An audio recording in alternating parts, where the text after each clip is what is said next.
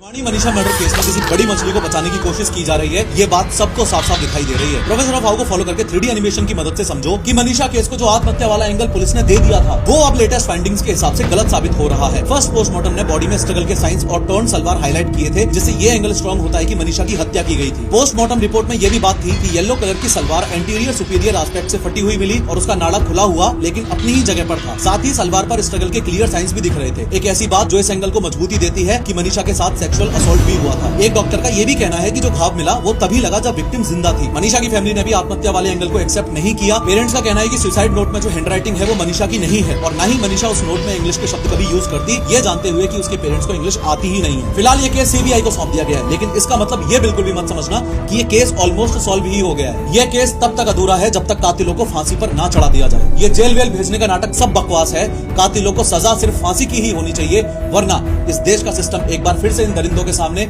ये example set करेगा कि रेप और मर्डर जैसे हीनियस क्राइम्स के बाद भी जिंदगी तो यूं ही चलती रहेगी।